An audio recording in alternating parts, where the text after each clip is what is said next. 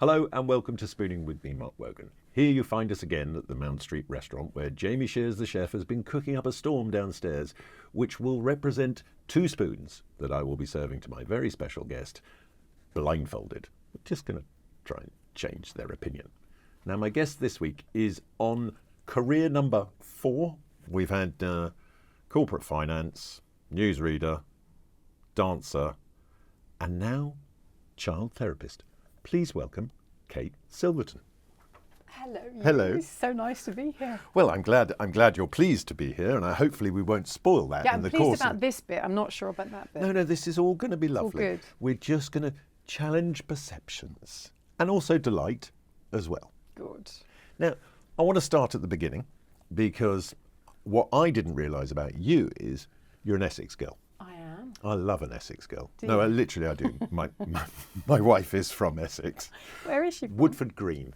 Oh, that's Yeah. quite near me. So Yeah. I was Waltham Abbey. Oh yes, no, Yes. very near. And my mum Very is near. still there. She was, I think she was at Woodford High Girls. Uh-huh. Yeah. Oh, that's quite posh. I was at the state school down the road. But no, that was. Was it I a think it was a state school? grammar school. Grammar I think it school. was Oh, in- there you go. Yeah. But then she went into the arts like many. She barely saw her teens for jazz hands.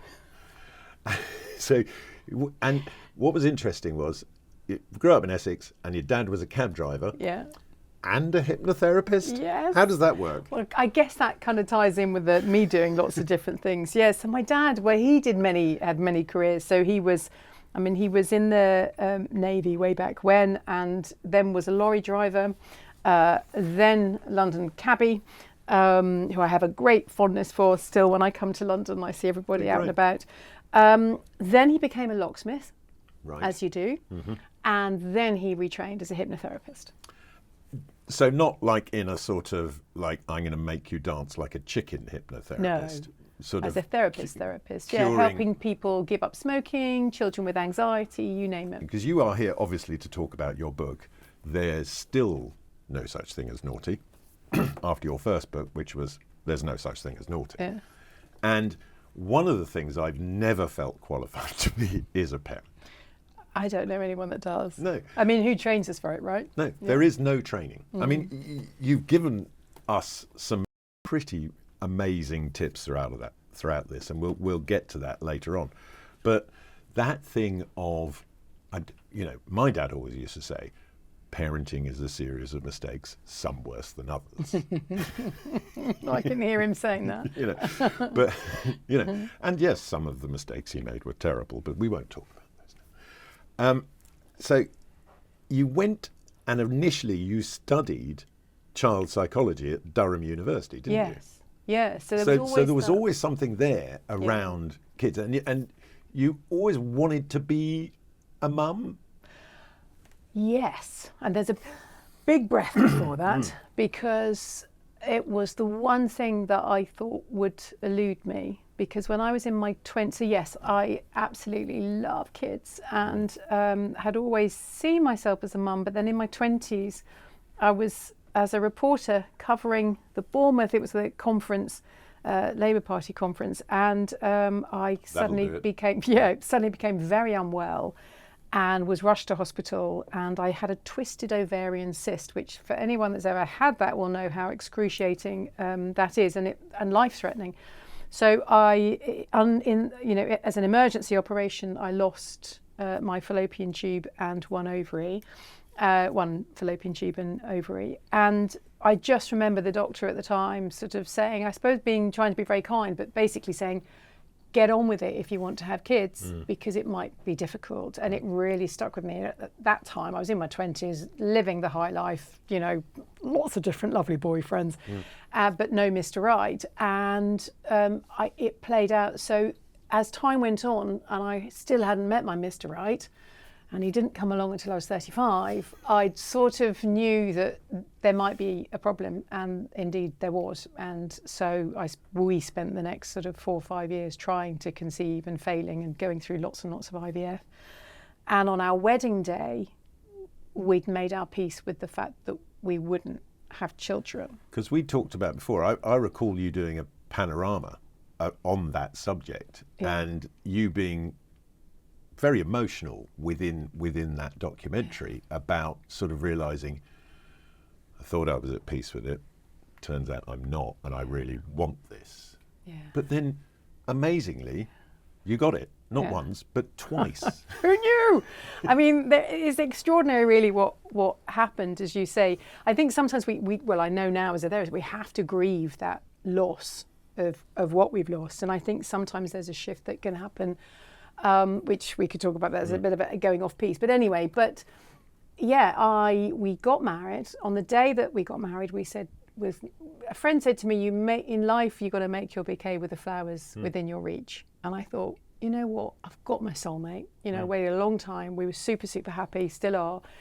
And I was 40, and 8 weeks, we got married in the December. 8 weeks later, I'm in the makeup chair. I'd spoken, as you've just said, very publicly about this sort of desperate desire, but not being able to have kids. And I sat there and I was like, oh God, I'm really feeling quite bloated. And my lovely makeup lady, Jenny, and she knew, so it was, you know, she just sort of said, do you think you, and it was like, oh, like, no, of course not. No, absolutely not. But it sort of sowed this, and I did go out then, left work, and bought 2 pregnancy tests. Now I had done hundreds of the bloody Does anyone things. ever buy one? We don't trust the one, but I'd done hundreds of. I mean, literally, never seen the double Permanently line. peeing on sticks. Yeah. Yes. I went to the gym, went in the loo, and it's just this kind of, oh God, you know, and just, whatever. And then there's 2 lines, and more than that, it was a digital one going, you are more than 8 weeks pregnant. It was definitive. It's just, you know.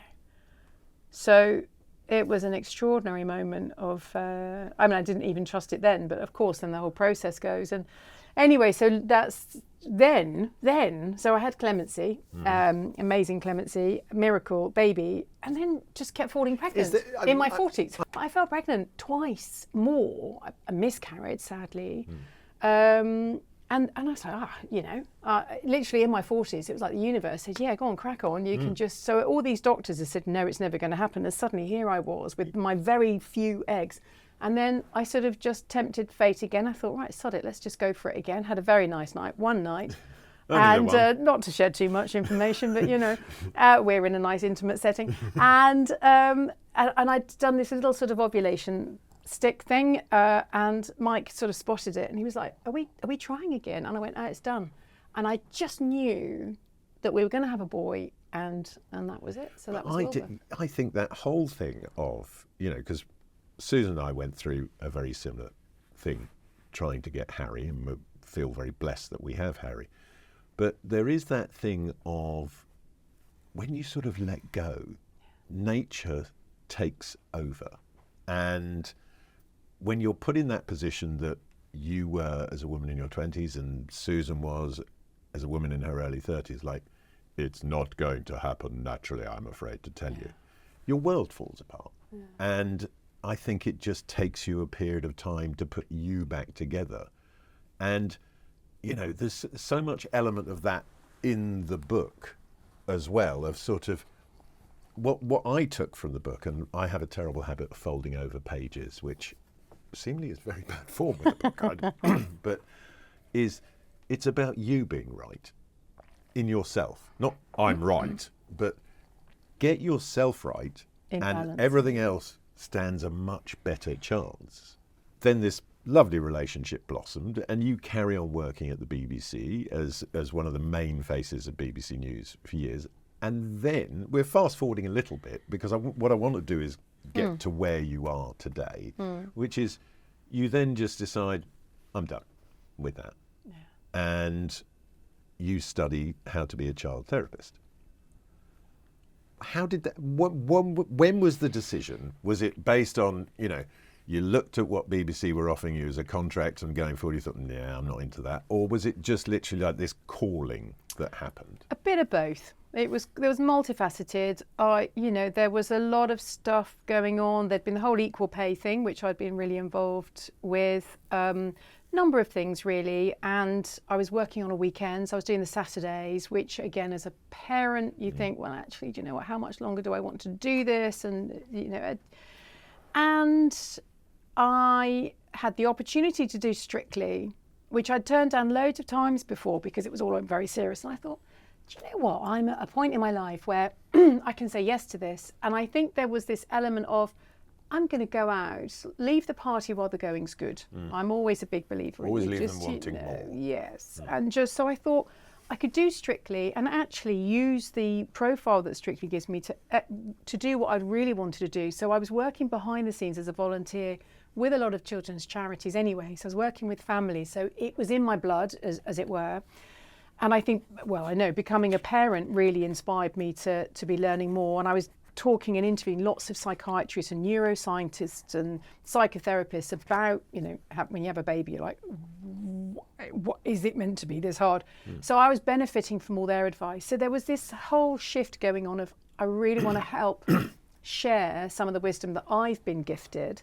So there was this whole thing, do Strictly, raise the profile for children's mental health, and actually write the book, because I felt compelled to write a book with all this advice and science that had been shared with me. So you chose to dance your way into child therapy. Yes. Yeah. Did you love doing Strictly?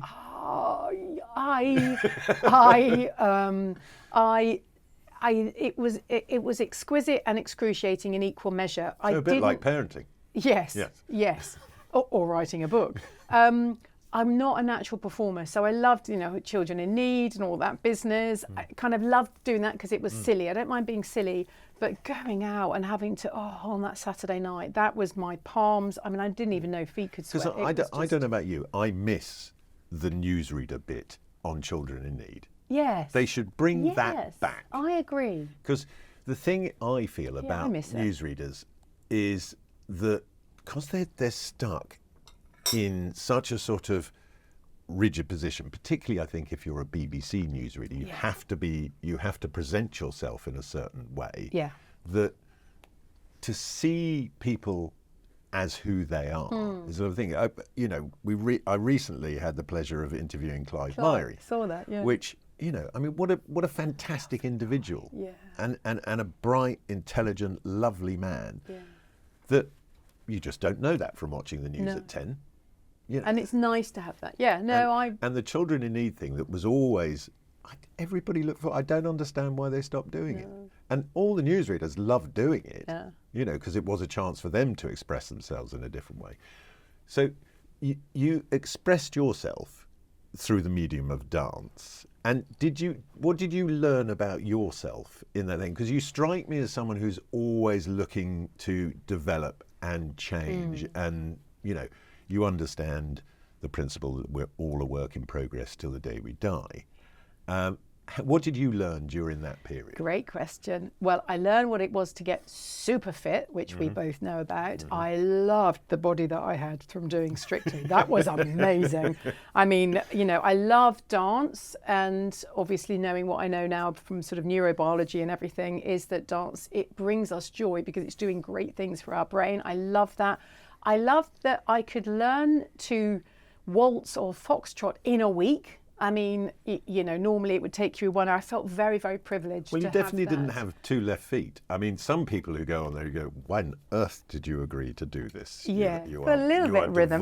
Devoid of any A little bit of rhythm, but I mean, I've always felt a bit gangly, so I don't know that it was my best place, but equally it was a joy to learn. It was just Was part of the joy that your partner wasn't exactly an unattractive person. Mike's like, why did you have to get Alias? Like, he's the most he said he's so handsome, even I fancy him. Yeah, I mean, come on. I do too. I mean, if he came up to me and said, would you like to dance? I would say yes, absolutely. Yeah, I know, what a joy. Ridiculously good-looking individual. An amazing period. It was the Saturday nights that really got me. I just didn't, it was that, rabbit in the headlights. But I'm so glad I did it. It was an amazing experience.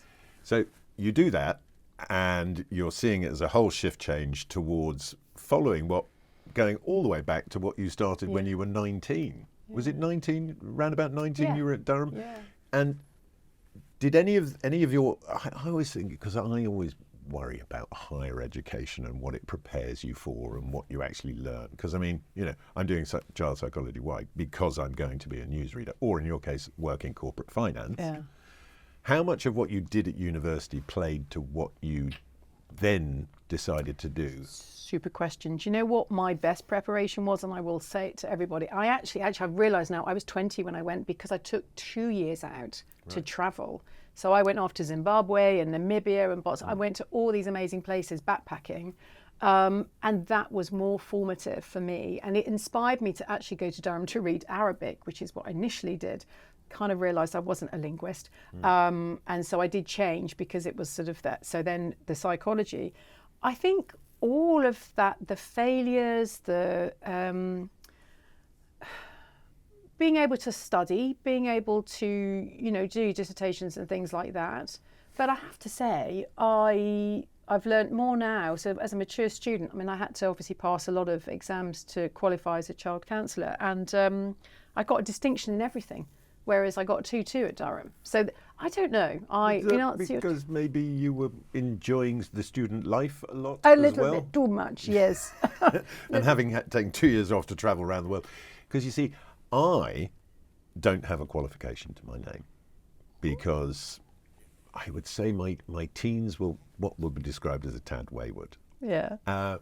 Which actually I feel has prepared me more for parenthood now.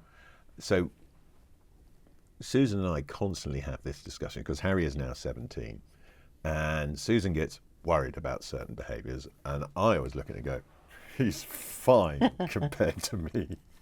I was awful.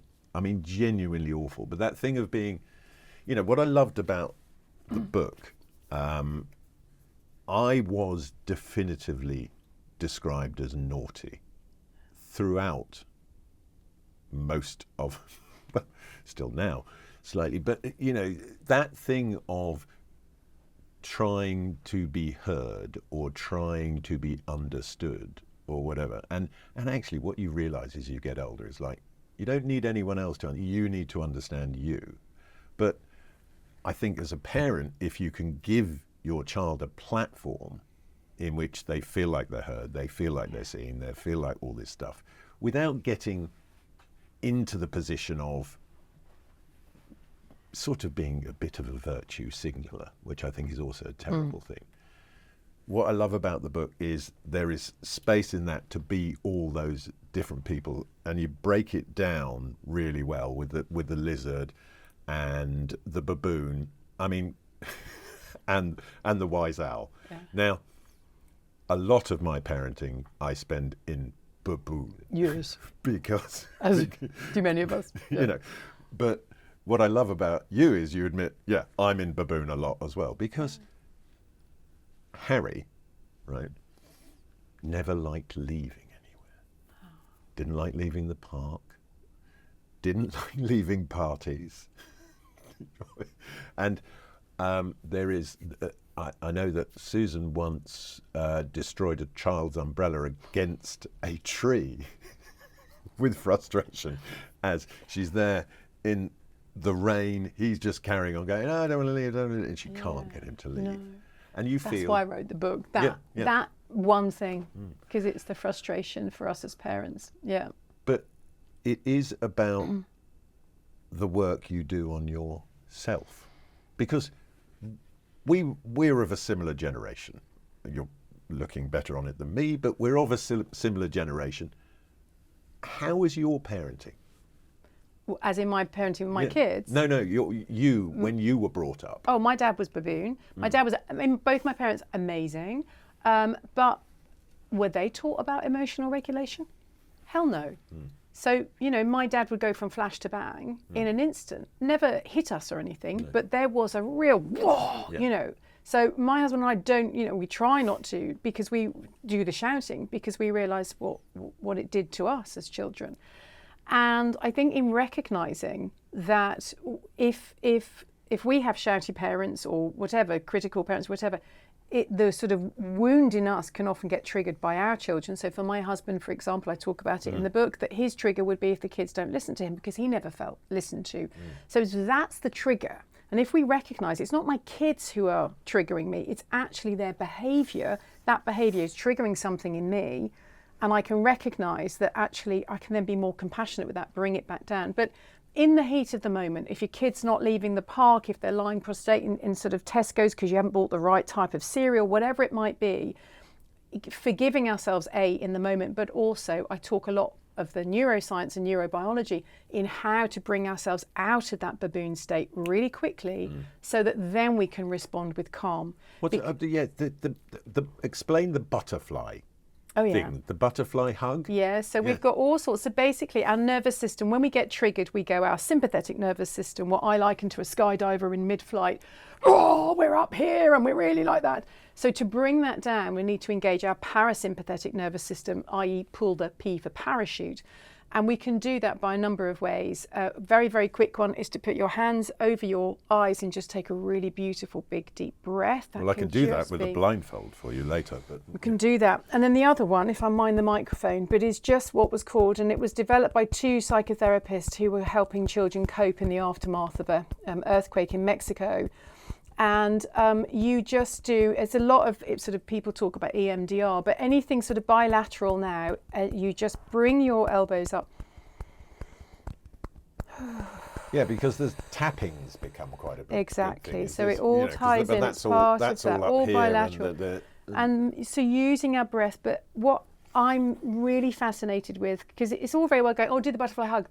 I like to know, what does that actually do? So I explain to parents, this is what it's doing. It's actually it's bringing back calm in your brain and in your body, so that then we can model much more calm behaviour. We can forgive ourselves for the umbrella against the tree, but we can stop ourselves more quickly going, hang on a moment, I need to do a palm pause, or I need to do some butterfly. And then we're showing our children how to do it. But in the heat of the moment, as you know, you've got a child standing on the stair, you're running 10 minutes late, they've got one sock on and they're wearing their pants on their head, to stop and go, yeah, well, that's why I like the palm pause is a good one, because I will then take myself out of that. If I think I'm going to, trust me, there's no such thing as a perfect parent either. No. But if I can just recognise, I go, and then I'm like, okay, just take it.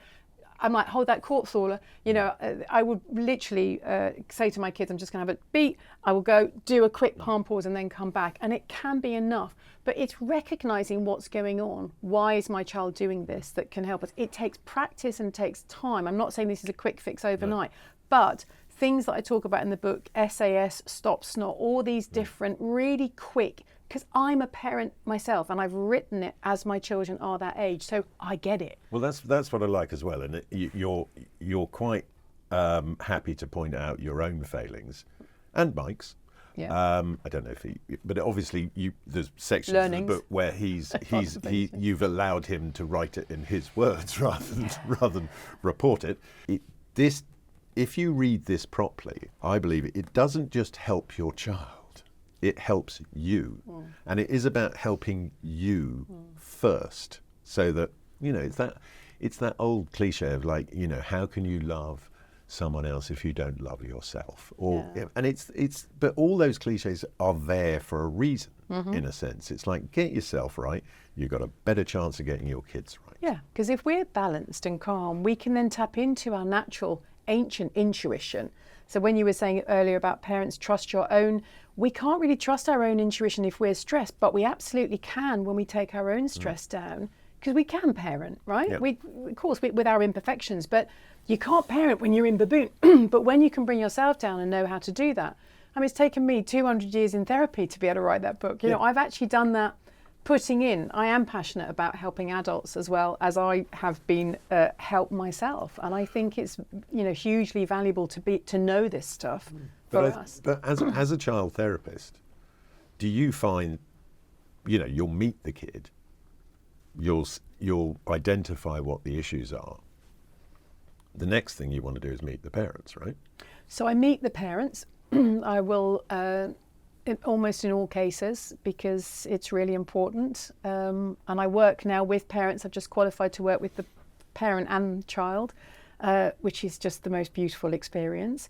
But yeah, I'm working with both, and actually ideally, and the children that really do well are the parents who are so engaged. And it takes a huge amount of courage to bring your child to therapy, a huge amount of bravery. So I really honour that. So I'm working with the parent and the child, but then as we say, you know, in my training, it was often said, remember how many people are in the room with you. So you've not just got a child, but you've got the parent, but you've also got grandparents and their parents, because as we've been saying, everything has been passed down. So you've got a lot that you're working with in the room. And I'm never fixing. I'm actually just helping that child to be in their self. Well, I think there is that thing of if you think you're fixing, you're probably doing damage. You Yeah, know? yeah. Now, based on the principle that fundamentally we all want to be loved, right? So, you know, you just tell your children you love them, make sure that they feel loved, make sure. But I heard a thing which was sort of resonated with me is like, what's the best thing you can say to your child, right? And everyone goes, oh, well, I love you. And it's like, no, it's probably no.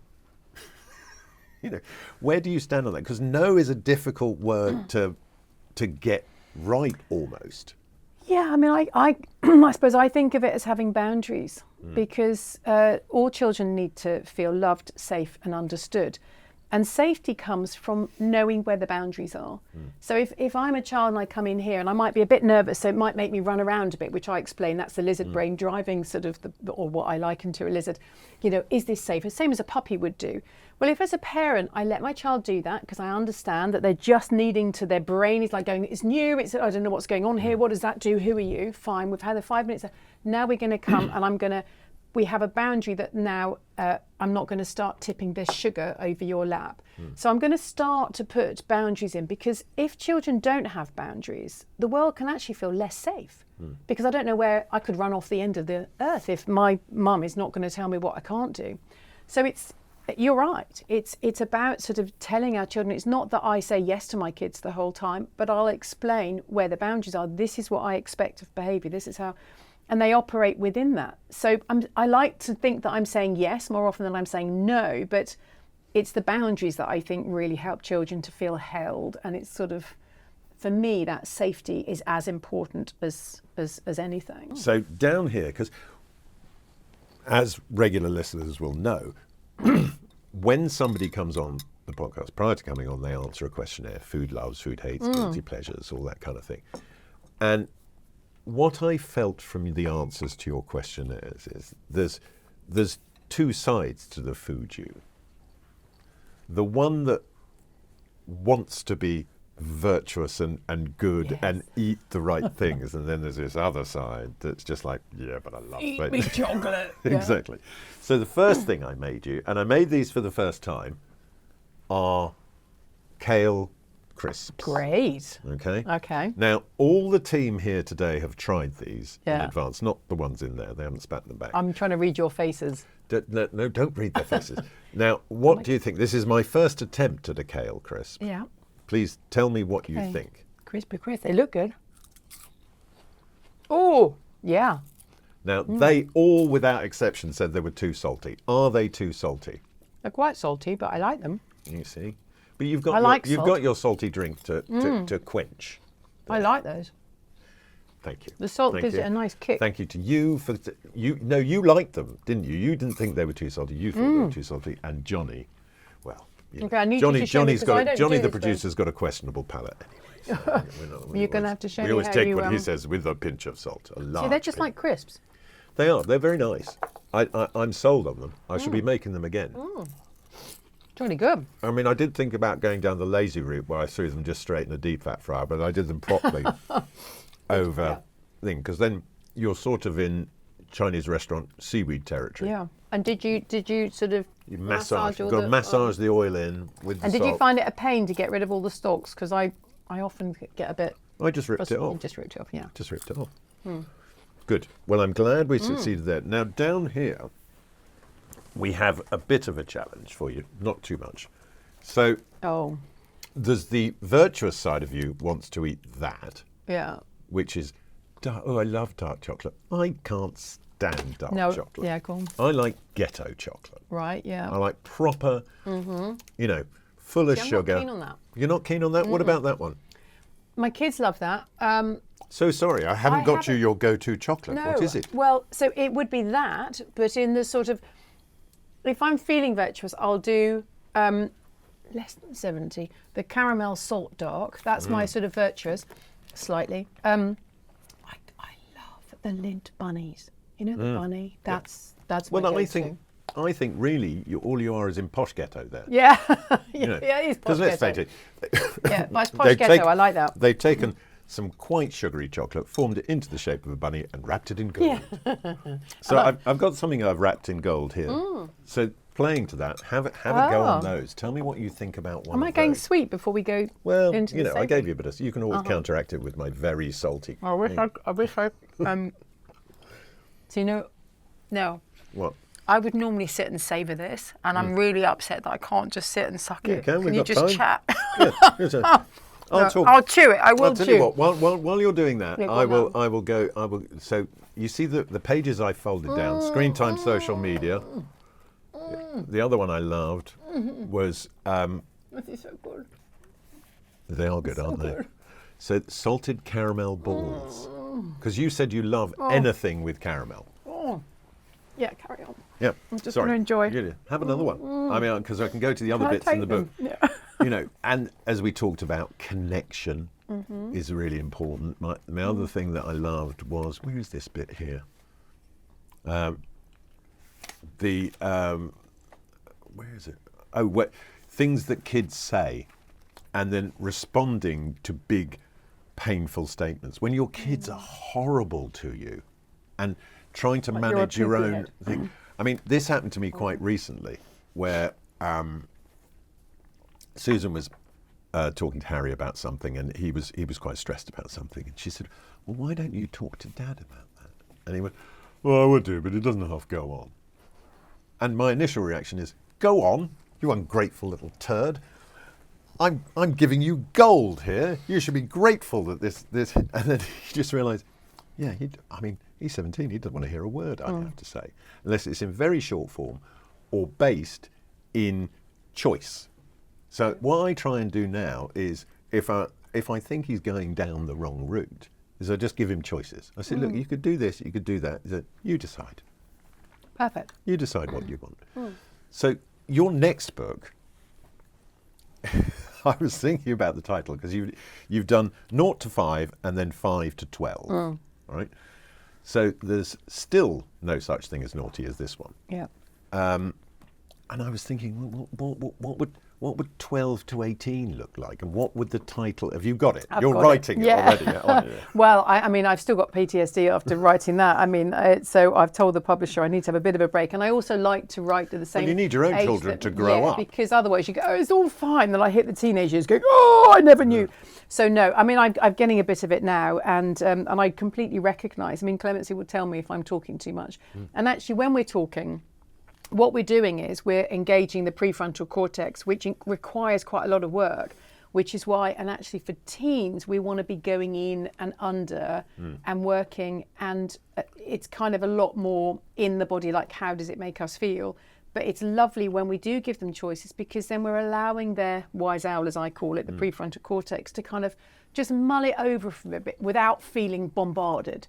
So what you did there, brilliant. But looking at the kind of the three parts of a human that you lay out to sort of explain the chemical makeup of the brain. So you have the lizard, which is brainstem, cerebellum, diencephalon. Yeah. that thing which is sort of your core being. Yeah, your ancient. So that's a really ancient part of the brain that it is relatively similar to that of a lizard, and that's the bit that is first connect. I mean, all these parts, our brain is obviously hugely complex. So for all the neuroscientists listening, clearly I've been very clear about the brain being very complex, but it just helps us to think visually.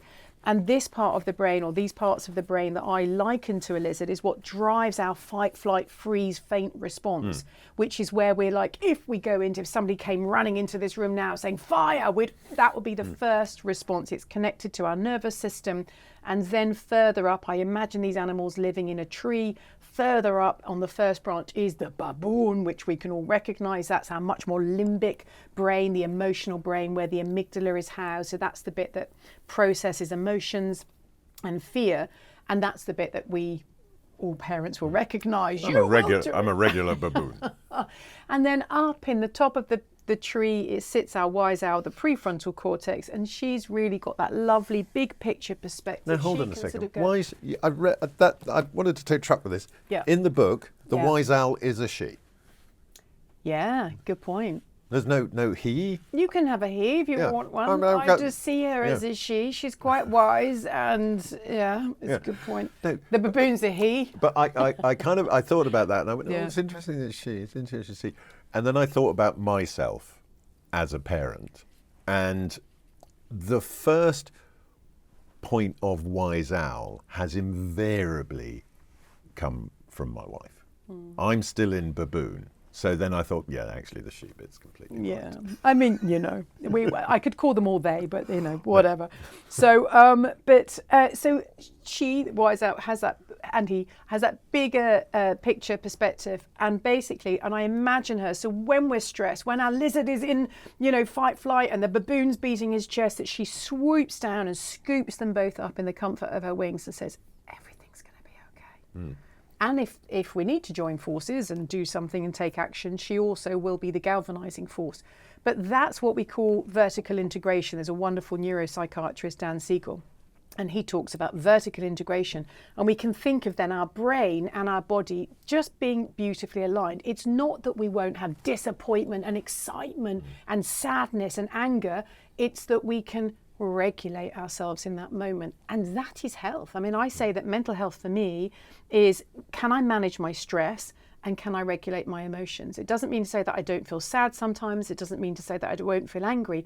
I can experience them without feeling overwhelmed. Yeah. And that's what these books are trying to do for parents to help their children, because when we achieve that, we get good future mental health. Yeah, and you spend less of your time in fear and anxiety, which is available to us all. Of course. Yeah. But what I have available to you now is something that might be slightly I'm just going to put those fear-inducing. down here. if Yeah, no, that's you can like- take those with you. Please leave the glass because they'll charge us for that. Where do What- they come from? They're amazing. They're Waitrose. Are they? Yeah, Waitrose. Oh, yeah. that's Who a good aren't show. currently sponsoring us, but if you're interested in sponsoring us, Waitrose, I regularly feed these to Your golden my balls. your golden Oh, balls are delightful. So I have a slightly fear-inducing thing, which is our mask, Okay. which I will ask you to don now as it's time for your first spoon. Right. Okay. So I'm just going to move a couple of things out of the way. I've got golden ball in. Right, well, can I feed you a sip of salty Oh, drink yes. first? Yes. Here you go. Oh, hello. Now I am going to feed this Have you to ever done that restaurant where everything's Yes, dark? yes. Is it good? It is good. I've got now. I'm like, oh, this. I can see why that would Well, work. the interesting thing is the removal of sight and how that changes perception. So you're going to experience that now. Okay. I will feed the spoon to you, just sliding the cloche across. That's incredible, isn't it? Just completely going into that. And this is your first spoon. So it's right in front of your mouth now, Okay. open wide, and in it goes. And tell us what you are experiencing, what flavours, think what just- texture. Fed me a fish or something. No, there's no fish. Mm. What are you getting there? Well, it's a bit weird when you're fed something, isn't it? I'm like, you just fed me a slug. No, I haven't fed you a slug at all. No, but I can't taste anything because I'm now going, "Ooh, have you just fed me a slug?" No, Sorry, there's whoever's no cooked this. slug. Okay. This has been cooked by Jamie Shears, who is an eminent chef, a leading light of the Mayfair restaurant scene. He's cooked you up something. You're getting the flavours through now. Tell me what the flavours You see, are. my lizard, this is interesting. My lizard kicked in because I'm in the dark. I'm feeling vulnerable. So I can't taste. It's the same if, when you take your dog to the vets or something and you try to give them a treat and they won't take any food because they're in fight flight. So that's exactly, it's very interesting. But the interesting thing is, I haven't removed any of your taste receptors. No. I haven't blocked your nose. I haven't. All I've done is put a blindfold on you. Exactly. So I had to get past my lizard reaction. Is it enjoyable now? Are you getting nice flavours through? What are you experiencing? What have you got? Can you recognise anything? Is it spinach? Yes, it is. Well done. Yeah. Now, I still have a little bit of the old gag reflex with the spinach, I have to say. because you said you hated spinach. Yeah. It's a textural thing. Yeah. So take the blindfold off, because what we did for you there was make you a little spinach bonbon, Oh, little deep fried, changed the Hello, texture you little slightly. bonbon. Yes. Have we changed your opinion on spinach? Am I allowed to do it again? Yeah, you can try it again. I'll just try a little, maybe a little bit of it. Just lob the whole spoon in. Well, Come I'm on. going to talk to you then. It's Go quite on. big, isn't it? Yeah, Okay. thank you. But no, Still quite claggy. you see, because you can see it now.